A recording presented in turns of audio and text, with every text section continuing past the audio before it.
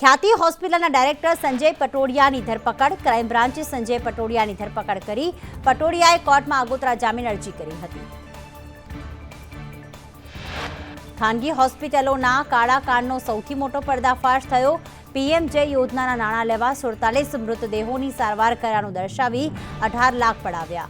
હોસ્પિટલમાં દર્દીના મૃત્યુ બાદ પણ સારવારના નામે નાણાં ખંખેર્યા. અલગ અલગ હોસ્પિટલોમાંથી 51 દાવા રજૂ કરાયા હતા. આરોગ્ય વિભાગે સમગ્ર કાંડથી અજાણ હોવાનો દાવો કર્યો. પૈસા કમાવાની લાલચમાં મોતનો મલાજો પણ નથી જળવાતો. ભૂપેન્દ્રસિંહ ઝાલાની માયાજાળમાં સેલિબ્રિટી પણ ફસાયા. શુભમન ગિલ, મોહિત શર્મા, તેવટિયાનું પણ રોકાણની ચર્ચા. એક્ટર સોનુ સૂદના નામ અંગે પણ તપાસ કરવામાં આવી. 10 લાખથી 1 કરોડ સુધીનું રોકાણ કર્યાની માહિતી. 6000 કરોડના કૌભાંડી ભૂપેન્દ્રસિંહ ઝાલા સામે તપાસ. ઠગ ભૂપેન્દ્રસિંહના ક્રિપ્ટોકરન્સી શેર માર્કેટના ટ્રેડિંગના ખાતાની માહિતી મળી. સીઆઈડી ક્રાઇમે નાણાકીય વ્યવહારોની કરી તપાસ. તો 6000 કરોડના કૌભાંડમાં નવો ખુલાસો. કેટલાક સરકારી શિક્ષકો બીઝેડના એજન્ટ બન્યા. એજન્ટ બની કરોડો રૂપિયા ઉઘરાવી તગડું કમિશન મેળવતા. શિક્ષકો સ્કૂલનું કામ બાજુ પર મૂકીને નાણાં ઉઘરાવતા.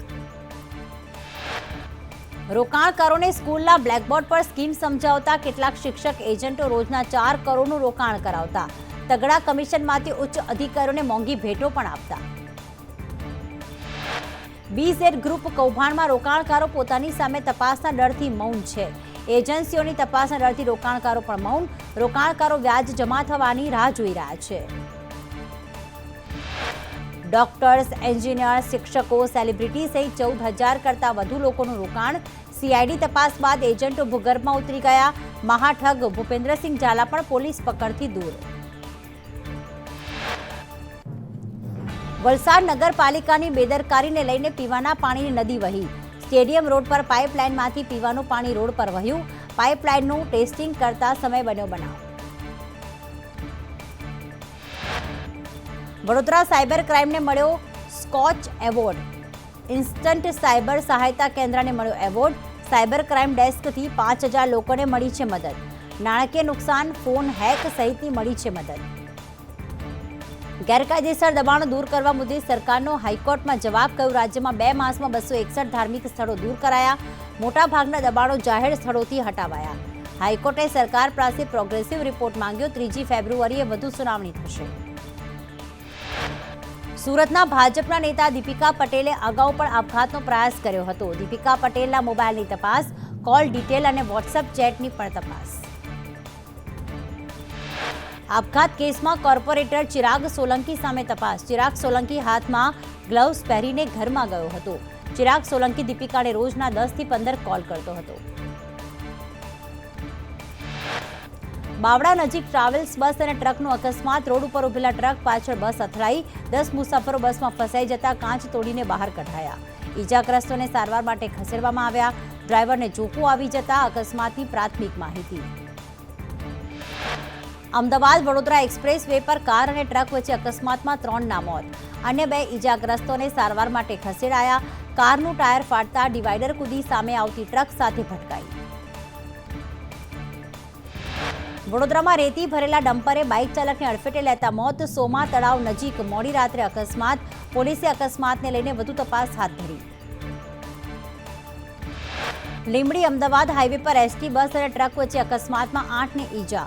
બસમાં 40થી વધુ પેસેન્જર્સ હતા સવાર. પાણશીણા પાટિયા નજીકનો બનાવ. અંકલેશ્વર જીઆઈડીસીમાં દુર્ઘટનામાં 4ના મોત. કંપની મૃતકોના પરિવારને ચૂકવશે વળતર. પરિવારને 30 લાખનું ચૂકવશે વળતર. સત્તાધીશો અને પરિવારજનો વચ્ચે થયું હતું ઘર્ષણ.